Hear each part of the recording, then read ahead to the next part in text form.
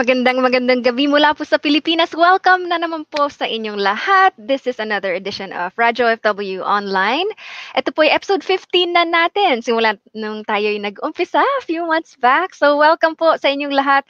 Ako po si Hannah Sanyares mula po dito sa Pilipinas. Kasama po ang aking partner mula naman sa New York. Ako po si Gemma Comiso Woods. Magandang araw sa inyong lahat. Magandang gabi.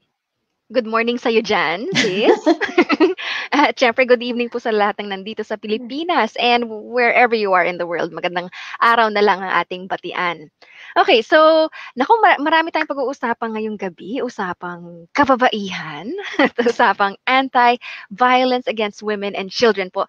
Because of your request, marami po nagre-request sa atin na ito po'y gawing topic sapagkat ito po'y na-experience sa mga OFW at maraming katanungan ang mga OFW families kung paano nga ba nag-a-apply itong VAUSI law sa mga OFW kung yung isang spouse o sabihin na natin yung husband ay nasa malayong lugar.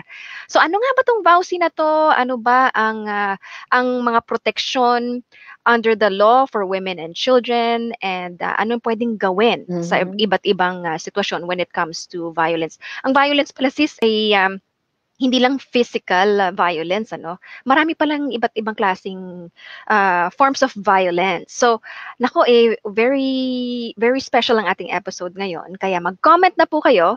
Pwede kayo mag-comment ng inyong tanong o di kaya kung kayo po ay merong karanasan o na-try nyo na i-apply itong VAUSI sa inyong situation. At kung meron pa po kayong input na mabibigay doon sa mga magtatanong, welcome na welcome po kayo. At hindi tayo magmamarunong dito sapagkat hindi naman tayo abogado. Kaya minabuti po nating mag-invite ng isang abogado talaga.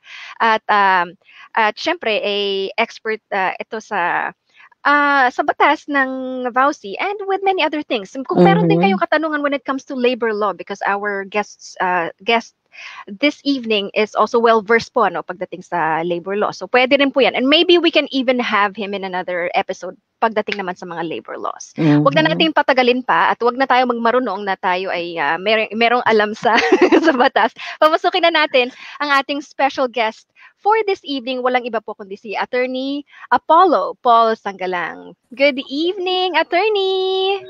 Ayan, good evening! Hello! Good evening sa inyo. Hi, Hannah. Hi, Gemma. Hello, Attorney. Welcome po to Radyo OFW.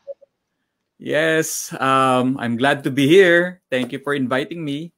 All right. Ang ganda naman po ng background ninyo. Parang may may grand piano pa. The magic of of the virtual. Magic of technology. Technology, yes. That's right. Talaga po. Well, and we're very happy that you're here to join us dahil po marami na pong nagtatanong sa amin in the previous episodes about violence against women and children. Marami rin pong hindi pa nakakaalam, although hindi naman po bago tong batas po, di ba? Yes. Marami pa rin hindi nakakaalam, ano nga ba ito? Many are not aware that they are protected by this law. Una po sa lahat, kailan po ba ito naging batas, itong VAUSI? Well, ang tagal na nga. 2004. 2004. Okay. Tagal na. Ang tagal na. Tagal na. Yes. Oo. At marami-rami na rin kaso na na-file at marami-rami na rin mga natulungan na women and children itong batas na ito. Okay. Ito nga po yung Republic Act 9262, tama po ba? Yes, right. yes. RA 9262. Alright, so una po sa lahat, para po sa hindi nakakalam, ano po ba itong VAUSI? Okay, so itong law na ito is parang we can call this as a supplement, no? Because we have existing law. Meron na po tayong general law. Ang tinatawag natin yung revised penal code. Ito po yung general law natin about crimes, no? Pag may krimen, whether babae, lalaki, bata ang biktima, meron po tayong criminal law for physical injury, 'di ba? Mga coercion and threats, nandyan po lahat 'yan. So, however, women and children are considered to be vulnerable to abuses, no? To threats, to violence, intimidation.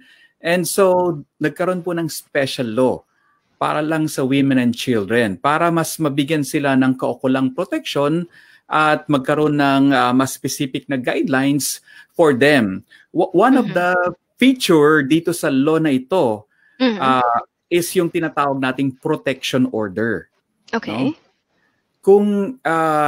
Kung ang isang babae o ang kanyang anak, kahit hindi po niya tunay na anak, no? Kahit hindi niya biological children under her care, are subject to the acts of violence enumerated in this law, pwede po siyang lumapit sa barangay, pwede po siyang lumapit sa any law enforcement agencies. Meron po tayong Philippine Commission on Women, meron po tayong DSWD and other government agencies. Meron po tayong korte at saka yung mga prosecutors po natin who will assist in obtaining immediate relief. Ito po yung immediate relief, ito yung sinasabi ko, protection order. Pwede po itong hingin sa barangay. Ang tawag po nito ay barangay protection order o pwedeng hingin sa korte.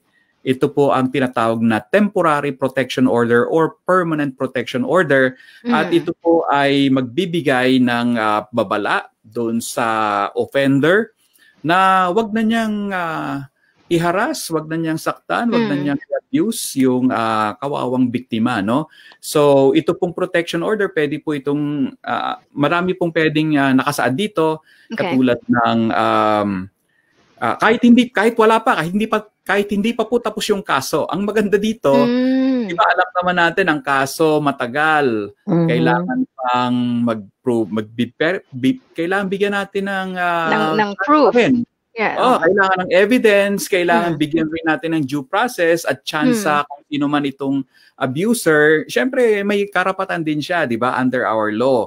Pwede rin siya kasi siyang kumuha ng sarili niyang abogado. Pero in the meantime, ang kagandahan ng batas na ito, itong ang protection order, kasi matagal ang gulong ng ating hustisya, di ba? So in the meantime, may immediate relief at kailangan bigyan ng priority ng barangay, no? So kung halimbawa ang isang naaabusong biktima ay nakatira sa jurisdiction ng isang barangay, pwede po siyang lumapit pumunta sa barangay hall at kausapin ng barangay chairman na may authority na magbigay ng tinatawag nating BPO, no? Barangay Protection Order. Or kasi saglit lang po ito. Mas maganda sa korte, no? Any court, pwede po siyang lumapit, Metropolitan Court, Municipal Trial Court, para humingi ng BPO TPO, Temporary Protection Order. Gaano katagal po itong visa po ng TPO? Well, saglit lang yan. I'll just check, no, para sigurado tayo. Yeah. Pero pag sa BPO po, maganda po kasi yun, yung sinasabi nyo na hindi na kailangan patunayan pa. Especially in emergency cases. Let's say, sinasaktan ng asawa. Hindi mo naman pwedeng hintayin. Diba? You need really the immediate protection. Correct. So, anyway, ito po, aside from that, ito pong violence against women, ang isa pa pong maganda dito, aside dito sa sinabi ko sa inyo sa BPO, habang ini-scroll ko para sigurado tayo na sasabihin. Oo no? nga po. Ang isa pang maganda dito, kahit sino po pwedeng magreklamo. Any concerned citizen. Kasi, di ba, alam po natin yung tinatawag natin, meron tayong tinatawag ng mga private crimes. Ibig sabihin, ang pwede lang magreklamo ay yung biktima. Yan po, under our general law, yan po yung tinatawag nating private crimes para po hindi makialam kung sino-sino. Kasi away ng mag-asawa, di ba? Kailangan yung isang asawa lang ang pwedeng mag-complain. Ang maganda dito, pwede pong mag-complain ang any concerned private citizen. No? Not necessarily the victim, sir. Or I mean, or ano po? Kasi di ba yun yung fear na parang siguro something to do with our culture na natatakot. Tapos parang pag-asawa parang wala kang karapatan na ireklamo. Parang may mga ganun kasi minsang limitations, di ba? Kasi nga po, lalo na yung sa mga babae na constantly subject to abuse, nasa kanila na yung takot, hindi na sila makalabas sa bahay. Right. Okay, so speaking of abuses, attorney, bago natin ipagpatuloy pa and why we need protection. First of all, pag-usapan po natin, ano ba yung forms of abuses na covered dito sa BAUC? Meron akong para mas maganda yung yung discussion. Can I share Sure. some slides, no? Okay. Okay lang? Yes, sige po. Go ahead po. Mas maganda nga po. Share ko lang yung screen. Okay. Ayan, kasi importante rin na malaman ng ating mga viewers, especially the women, what are these abuses, diba? Dahil meron palang part na pati yung pangangaliwa. For example, that's a form of abuse, diba? Meron pang mga psychological abuses at iba't ibang uri ng mga pang-aabuso na sakop pala. Yung hindi po ba pagsusupport daw ng asawa sa mga anak? Form of abuse yun. Frequently asked question ng OFW. Nakikita niyo po ba ang screen ko? Hindi pa. Hindi pa po. Eto, pwede ko siyang i-add. Ayan. All right. Okay. Nakikita niyo po? Yes, we can see it. So, ito po yung mahabang definition kung ano po yung ibig sabihin ng violence, no? Okay. So, malawak po ito, tama yung sinasabi nyo. Hindi lang po ito physical. Kasama rin po dito ang sexual, as well as psychological and economic. So, kung mababasa po natin dito, medyo mahaba po ito. Bigyan ko kayo ng ito. Yan. So, kita nyo yan. Sinegregate natin physical violence, sexual violence, psychological violence, and economic abuse. No? So, hindi lang po pambubugbog. No? Kasama po dito ang, actually napaka-broad. Dito sa sexual violence, hindi lang po yung rape, hindi lang yung actual sexual act, kasi kasama rin po dito yung pagpapanood ng malalaswang movie, no, na hindi ka nais-nais. Kasama rin po dito yung pagpo-prostitute ng bata o ng babae. Sa psychological violence, kasama po dito yung kahit halimbawa po kung may alaga kayong aso o pusa, kung sinasaktan yung aso at pusa, pwede rin po yun kasi yung paninira ng gamit. Halimbawa, kahit hindi po sinasaktan yung babae o yung bata, pero binabasag kunwari yung mga appliances sa bahay, no? O nagwawasak ng mga personal property, kotse or whatever. Kasama po yan kasi pananakot po yun eh. Right. No? Yung sasaktan yung pets, yung aso, yung sisirain yung mga kagamitan sa bahay, kasama po yan. Yung economic abuse, kasama rin po dyan yung pagkokontrol. Kasi po, kunwari, kung mag-asawa, ang tinatawag po natin conjugal or community property po dapat yan. Dapat po joint ang ng mag-asawa. Pag ini-exclude niya yung asawa niya sa paggamit ng kanilang conjugal or community property, it's a form of economic abuse. Okay. Opo. At saka yung hindi napaka-broad nga po, yung hindi pagpayag na magtrabaho o magnegosyo. No? Kung wala namang valid ground, yung sasabihin lang doon sa babae, dito ka lang sa bahay, ako lang ang bawal. Na wala namang rason.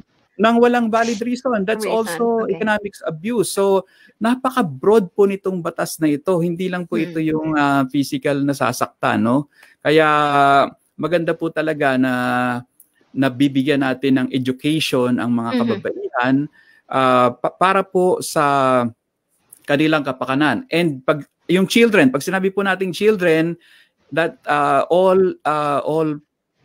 children or person below 18 years old. At pwede rin naman pong above 18 as long as the child is dependent. Yung may mga kapansanan o sa utak o dependent na hindi pa kayang tumayo, hindi pa natin mako-consider na fully adult, no? So, yan po. No? So, ito pa, may papakita pa ako sa inyo. Okay. Ito po ang mga characteristics ng Republic Act 9262. Sabi ko po kanina, this is a public crime. Hindi na po ito private crime na ang pwede lang maghabla, ang pwede lang magdemanda ay yung biktima. Tapos, ang maganda pa dito, napaka-broad. Sino po ang pwedeng offender or abuser? So, alam naman natin, usually husband. Kasama rin ang ex-husband, no? Okay. Kahit hiwalay na, kasama rin pong pwedeng maging abuser dito or offender ang live-in partner or even an ex, no? Ex live-in partner. Kasama rin ang boyfriend, girlfriend. Now, ito po, usually ang abuser dito or ang offender ay lalaki. Pero under this law, it can be a male or it can be a female. No, it doesn't have to be lalaki. It doesn't have to be lalaki po yung offender. Okay.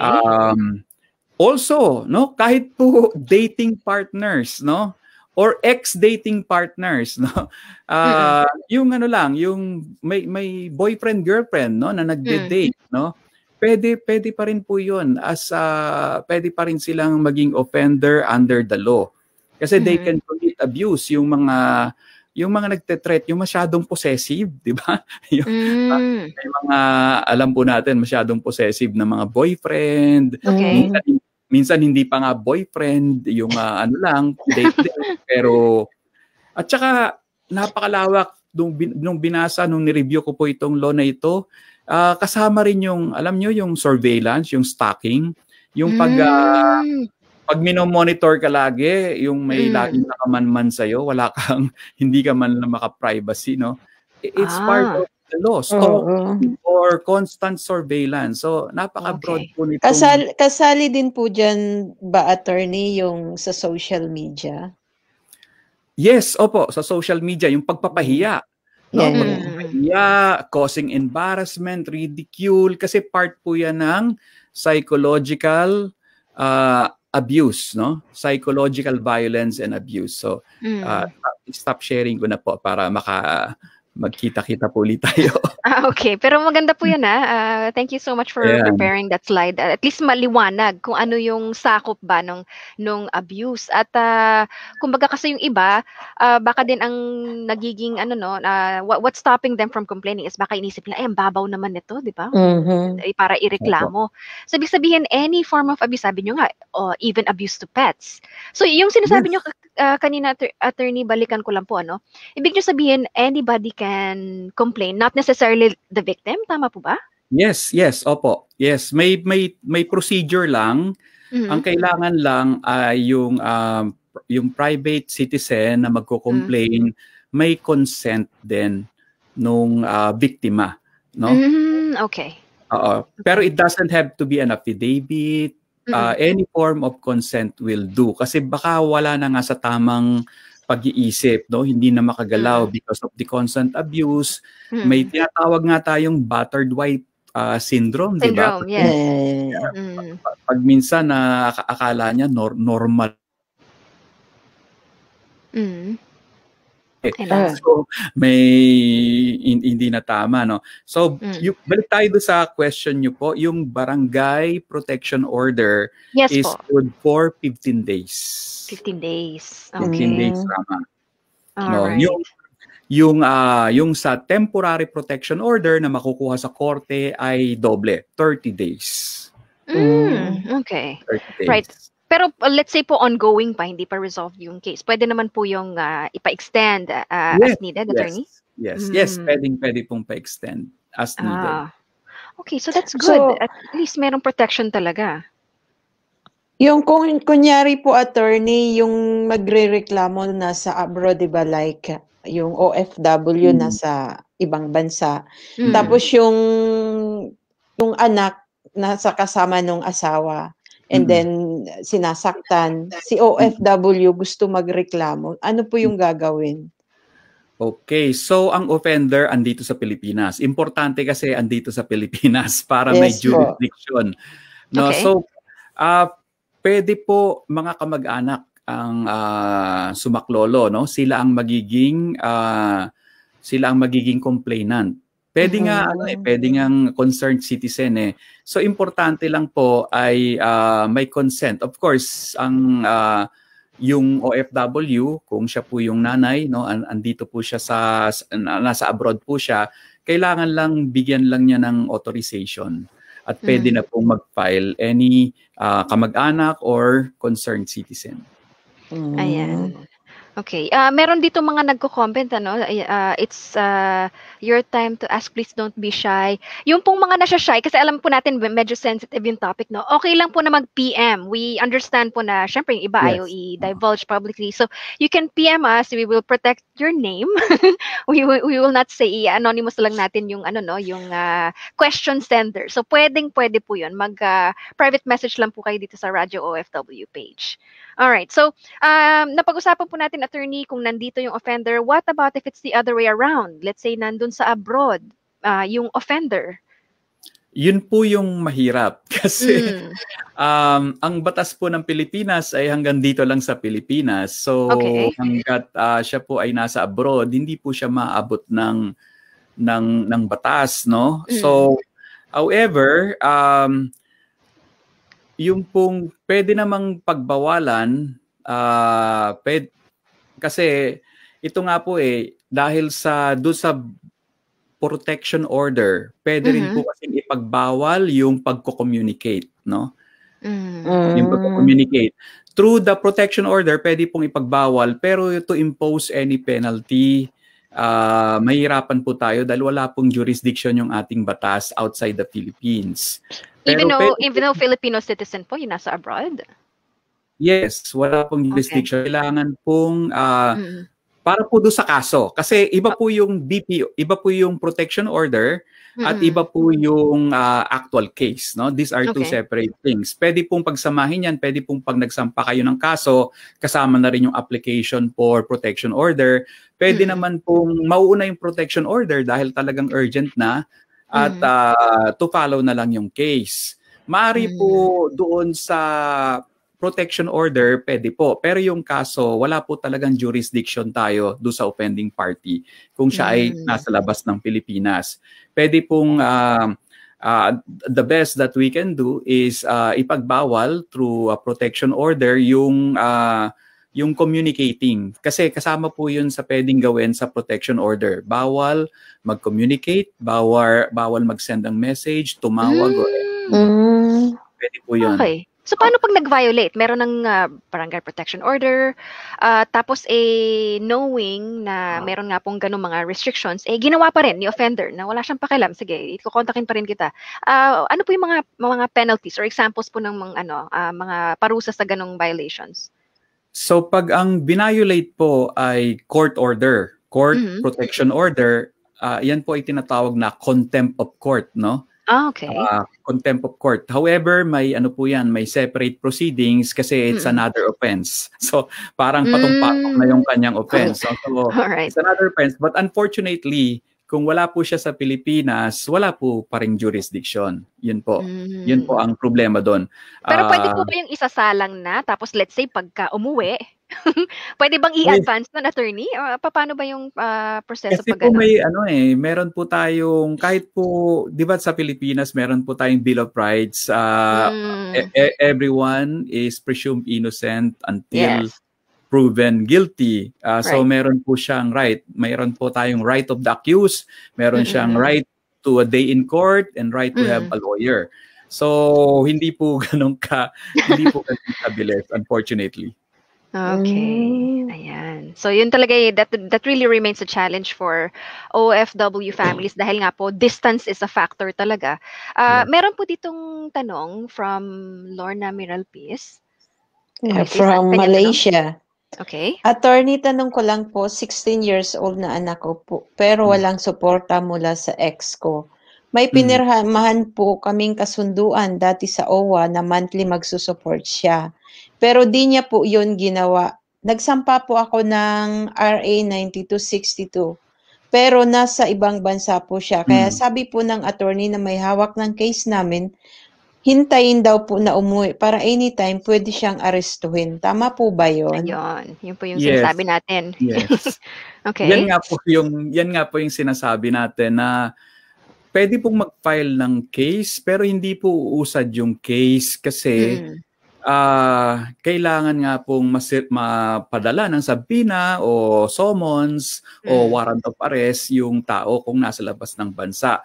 Yan, tama po ang ginawa nyo na nagpunta po kayo sa OWA, no? Kasi makakatulong po sa inyo yung OWA to reach out to the OFW, no? Para bigyan siya ng warning o abiso na wag niyang gagawin yung at na yung kanyang ginagawa is a form of economic abuse, no? Economic abuse po 'yun. And yung hindi pagbigay ng sustento kung ikaw ay may obligasyon na magsustento, whether asawa mo yan, spouse o anak, yan po ay economic abuse. Punishable under the Bausi Law. Ito po, attorney, legal po akong asawa nandito sa Pilipinas. Ang aking asawa ay nasa Qatar. Na Bicol kasi yung tanong kaya tinatranslate ko. Ano daw po yung pwede niyang gawin kasi hindi na nagsusupport yung asawa niya sa kanyang pamilya?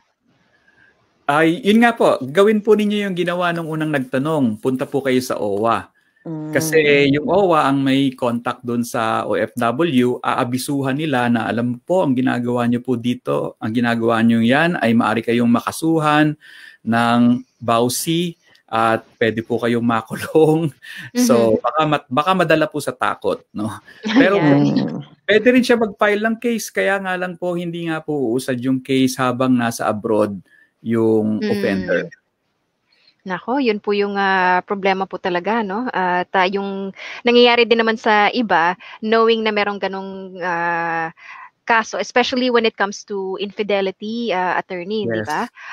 This is something that's unfortunately a reality for a lot of OFWs na pag nandun na sa abroad, may mamimit, di ba? At yung iba, for example, para lang hindi maging illegal, magko-convert ng religion to, let's say, Islam, so that allows for more than one spouse. Di ba meron pong ganun? So ganun din po, the same applies na pag nasa abroad, mahirap po because of the jurisdiction. Correct. Yun po yung difficulty natin dahil ang batas po ng Pilipinas hanggang Pilipinas lang.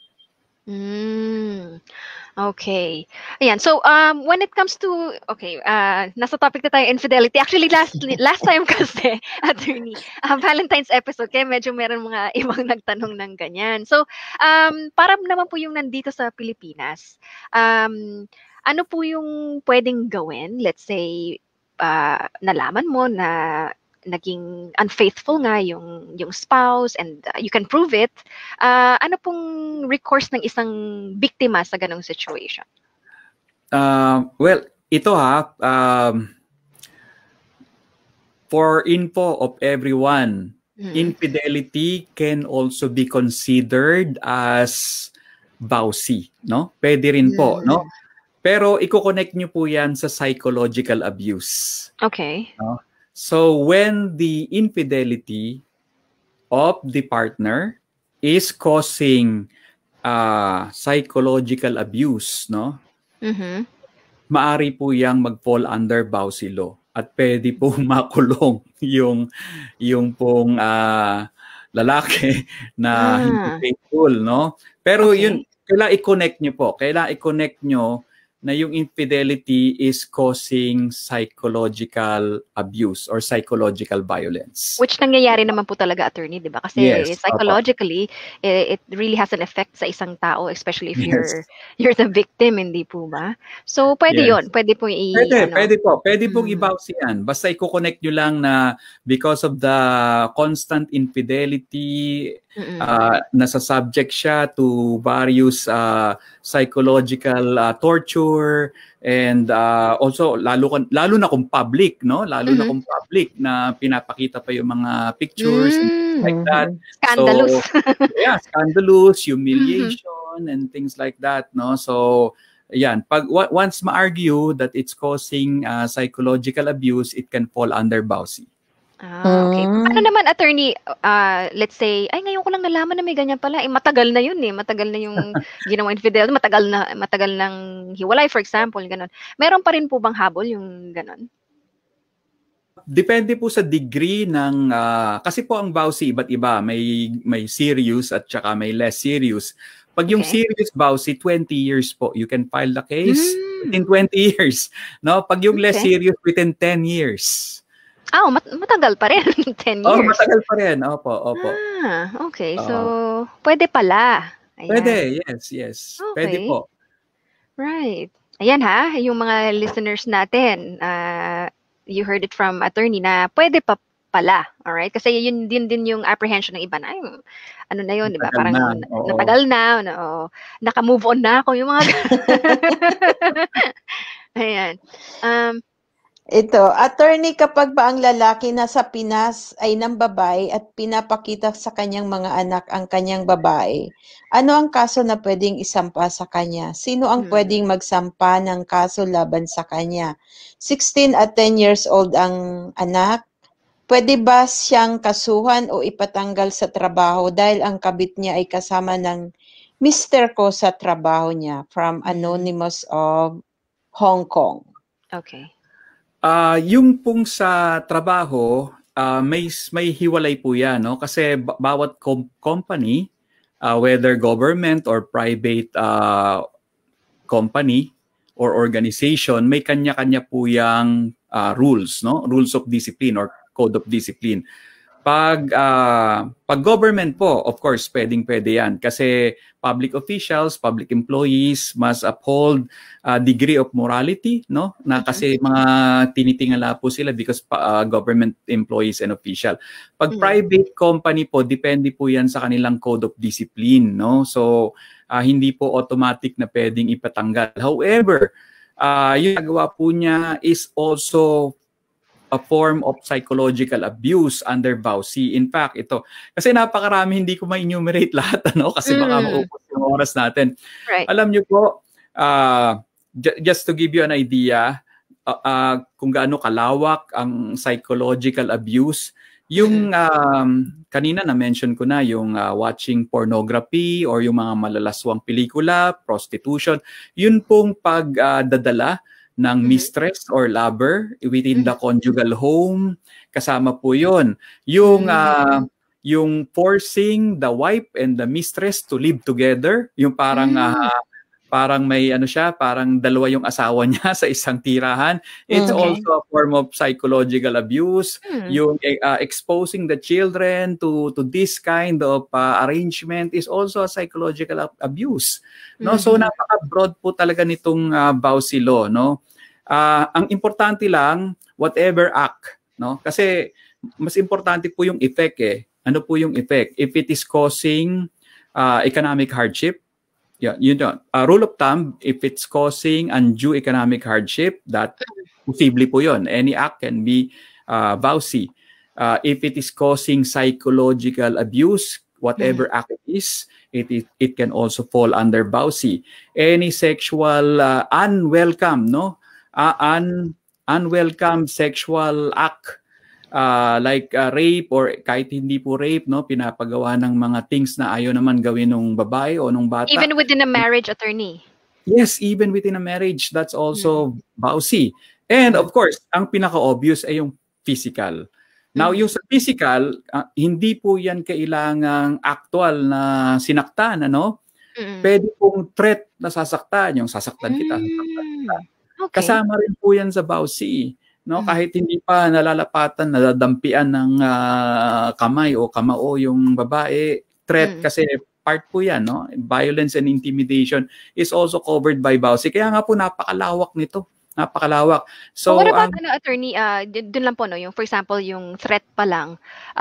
Of course, actual violence is easier to prove kasi minsan, 'di ba, meron kang bruises. Yes. Pero pag sa ganun, tapos let's say dinenay ni offender, na hindi ko naman sinabi 'yun paano po yung ganun? How do you present that po kung wala ka namang pruweba na ganun? So lalabas po diyan yung dahil wala ngang medico legal, no. Lalabas po diyan talaga kung sino ang mas credible, no. So labanan na po 'yan ng ebidensya. Okay. No? Ebidensya na po. However, yun nga ang maganda lang po dito sa vowsy, yun ngang protection order. So kahit na let's say whether ma-prove mo o hindi, ma-dismiss yung kaso, matalo yung kaso mo na yung kinabla mong complaint, in the meantime pwede ka pong mag-apply ng protection order para whether totoo man o hindi, pwede mong ma-prevent yung further abuses from happening. Okay. Meron ditong follow-up si Lorna yung nag-message sa atin kanina, no? Speaking of threat, ito nga po yung sabi niya. Yung sa akin po, di takot siya sa pananakot na papatayin niya ang buong pamilya. Aba, hindi lang siya, kundi the threat is directed towards the entire family. Paano po yun? Yes, kasama rin po yan. That can also fall under BAUSI. Okay. Kapag nakasampa na po, attorney, ang case ilang taon po ba yung may visa? Ayan. Ito po naka-file na.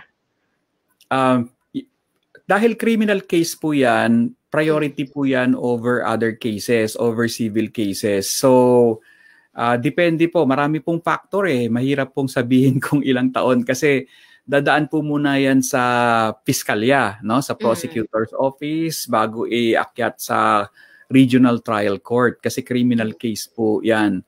No? So, maaring matagal pero based on my experience po, no?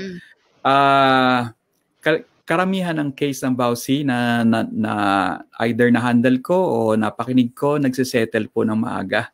Hindi na po tumatagal. Okay. So, nakikipag-areglo na po yung offending party. So, para makapag-move on na sila pareho. Parang takot lang nila, attorney.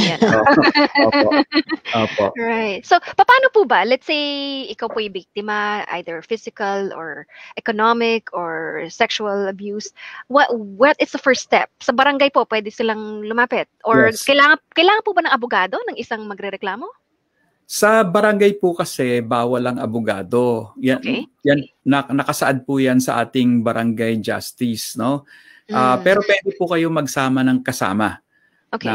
Yun nga lang, hindi pwedeng abogado kasi bawal pong mag-argue ang mga abogado sa barangay.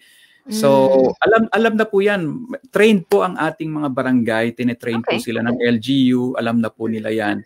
So, pwede pong lumapit sa barangay, pwedeng lumapit sa nearest police station. Meron pong women's desk dyan na tutulong sa meron din pong hotline ng ating Philippine Commission on Women, no? May mga hotlines po na pwedeng tawagan. May website po sila sa PCW at pwede pong tawagan yung mga hotline nila para bigyan kayo ng assistance or even counseling. Right. Ito nga yung pcw.gov.ph. Ayan. Yes. They do have some information here about that, ano. So, yung pala naman, attorney, ano, kasi baka din yung iba intimidated into thinking na ay kailangan ko ng pera kasi kailangan ko magbayad ng abogado. So, hindi na pala kailangan ganun. You can go straight to the barangay, basta any threat or biktima ka or of any one of these forms of abuses. Pwede na po sa barangay level. Opo.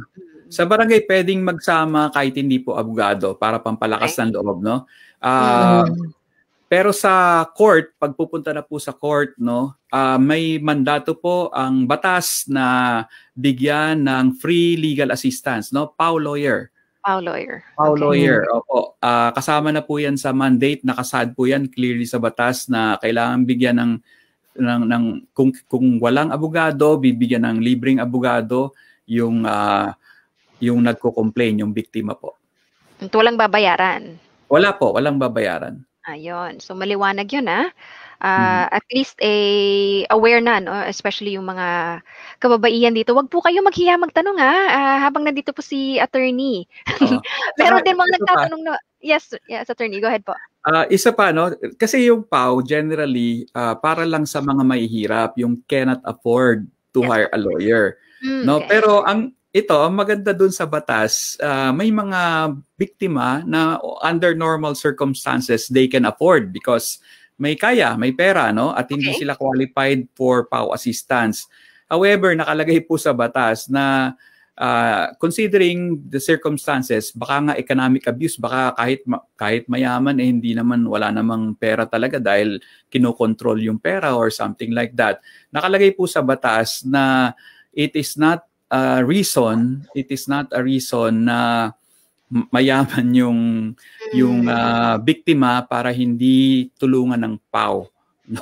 Kasi nga may mga pagkakataon na Wala nga eh. Kahit sabihin nating mayaman pero hindi naman siya Right.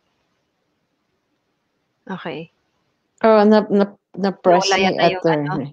Attorney, nawala pa yung audio ninyo. Na-press ni attorney yata. Okay. Yan. Parang na-mute po yata. Alright. Pero Yeah. that's good to know. At Okay, least, yes. pagdating pala sa Bausi, grabe pala, no? Yung lawak niya and especially, when it comes to the protection. Okay. Naririnig niyo po kami, attorney? technical. Okay. Can you hear us po? Ayan, okay na po. We can hear you na po. Ayan. Okay na. Okay na I po. think hindi niya tayo naririnig, sis. Okay. Pero we can hear you na po. All right. Okay, so technical. Okay. Ayan. Ay, okay. So, nagkaroon ako ng problem. I cannot hear you. You can't hear? Wala. Nawala yung audio. Okay. Yeah. Wait po ibabalik ko So, po kayo sa stream ha. Okay, ayan. I-try natin ulit. Ayan, attorney, naririnig nyo na po kami? Not yet. Okay. Naku. Ang sarap pa naman ng usapan. Can I log out and log in? Mag-log out na lang ako. Sige po, attorney. Okay, so habang nagre-reconnect si attorney, bigyan daan muna natin yung ibang mga shoutouts dito, mga katanungan. Mag-comment lang po at meron tayong 10 winners ng load ngayong gabi. Good evening, Honey Mavesa. Ikaw ang buena mano na nag-greet ng good evening. Kanina pa to eh. Pasensya na po Ngayon lang natin nababalikan yung inyong mga messages. Yan din yung nag-message sa akin na bakit daw late tayo, may penalty daw tayo. Penalty. Ako po actually ang may kasalanan kasi I'm coming from another meeting. May kinalaman sa studies ko naman po. Kaya wala pong kinalaman si Jem. Ako na lang po yung may penalty. Okay, eto. Balikan na natin si attorney. Attorney, narinig niyo na po kami? Yes, Ayan. Yes.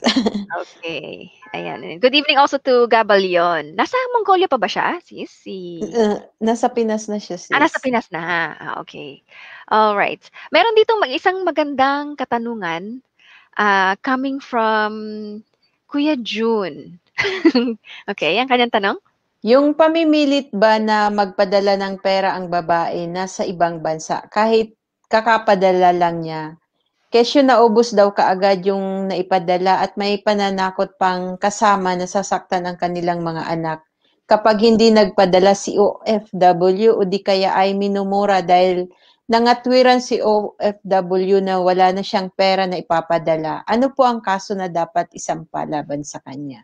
Mukhang si girl ang ngayon ang offender sa ganitong situation. Paano yung ganun, attorney? So, ang OFW yung babae? Tama ba? Mukhang yung yeah, I think yung babae. Babae ang OFW. Oo. Okay. Kasi, baka, kasi pag may mga nakikinig na mga lalaki, baka isipin, bakit ganon unfair? Paano pag kami naman ang inaabuso? May mga ganong violent reaction.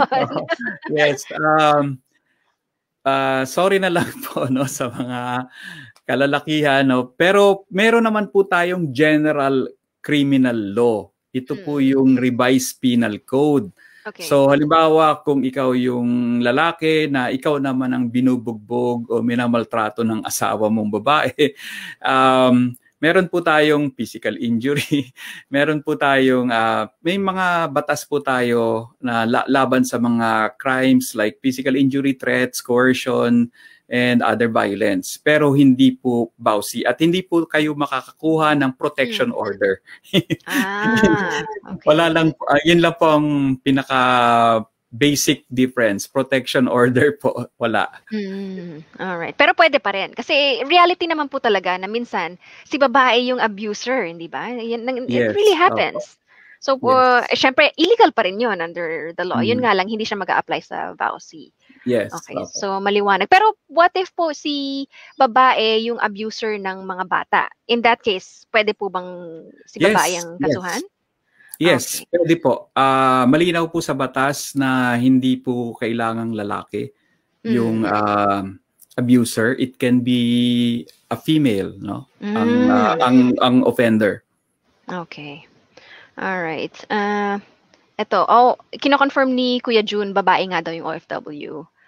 At ito pa, actually madaming nagsumbong sa akin noon niyan, kaya ako naitanong.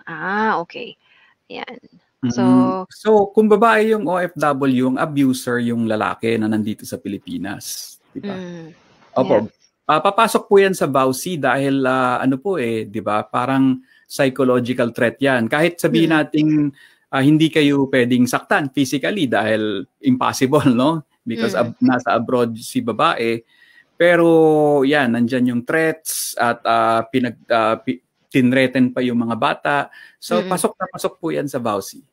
Okay. Pwede po daw maging evidence ang screenshot. Kaya lang nakuha yung screenshot kasi na-open yung account ni Mr. Oh, nan-delete?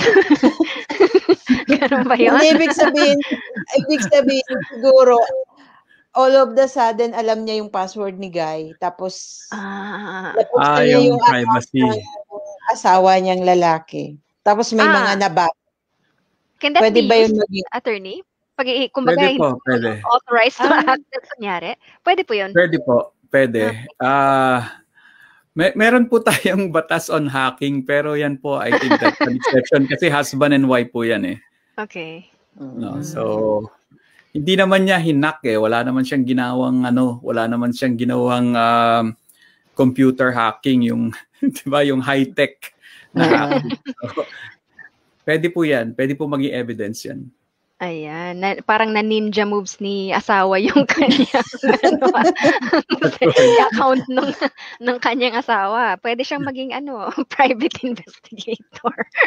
Ayan. So, pwede pa rin naman. Actually, I think ang kagandahan din very friendly towards women at very accommodating talaga, and it doesn't really take much para basta merong any form of abuse. Yun naman po yung kagandahan talaga. Although, yun nga po, marami nagsasabi mga kalalaki, wala bang violence against men? BAM ba yun? BAMC. Ayan. So, well, ganun lang po talaga. I guess because siguro nga po, skewed towards women because of incidents of violence talaga, which is really a reality. Alright, so may pahabol pa dyan, sis, ng mga tanong? Iba kasi nasa-shy type eh. Okay. Ayun, sabi, pwede po bang, paano ko ba ito itagalog? Kaya mo yan. Paas nga sis, yung kung pwede tungkol sa binigay ng asawa sa kabit, pwede ba daw yun mabawi? Pero parang malayo yung tanong na sa topic. Okay. Yeah. Well, kasi kung wala pong that's probably a different case, no? Kung pwede man o hindi. Kasi ano po yun conjugal property, no? So kung pera yun ng inyong conjugal or community property at binigay sa third party, syempre may right po kayo Pag sinabi natin conjugal or community property, dapat joint ang control, management, and enjoyment. Ngayon, kung lalong-lalo na binigay sa kabit or sa mistress, no? So, it's a violation of the right of the other spouse kasi may say siya dahil that's supposed to be a common yan common property. No? Pero it will not necessarily fall under VAUSI unless mako-connect po natin yan either sa psychological or economic abuse. Kung wala namang psychological or economic abuse, hindi po yan magpo-fall under VAUSI kahit sinusustentuhan niya yung kanyang mistress. Okay, what if po ang victim is identified as lesbian? Paano po yung sa ganung situation? The victim mismo? Yes. Yes, opo. Kasi ang gender naman po niya is female. So, pwede Female po. pa rin. Okay. Ayan. Alright. Meron ding comment nandito si Kuya Jun. Natatakot sila baka mabasa ng mga asawa nila. Kaya ayaw magtanong. Pwede naman pa anonymous. Oo nga. We understand that it's a very sensitive topic nga po. At yung iba ayaw nga ma-broadcast. Pero yun nga po, no? Kung meron kayo, now's your chance na po talaga. Dahil syempre, mainam na si attorney na mismo yung sumagot. Diba? Don't let it be a missed opportunity to ask. Pwede naman po through PM. Okay? Ito po, attorney. Umuwi si Mister, hindi umuwi sa pamilya. Nasa Pilipinas na siya ngayon, umuwi sa babae niya. Paano po yung gagawin? Kasi doon na nakatira yung asawa niya sa Kabit. Paano magfa-file? Saang barangay po magpo-fall yun? Hindi po lahat ng infidelity. Kaya ina-explain ko po, hindi po lahat ng infidelity ay magpo-fall under BAUSI. Okay. No? Pwede pong mag-file kayo, for example, legal separation or baka ground dyan for annulment, no? But yung BAUSI po kasi may kulong po yan, no? Kaya hindi po lahat ng pangangabet o infidelity o pangangaliwa ay automatically covered ng BAUSI law. Kailangan patunayan niyo po na yung kanyang infidelity, pangangabit, pangangaliwa ay nagko-cause sa inyo ng matinding psychological abuse or suffering, no? So kailangan i-connect niyo po doon, or economic abuse or right.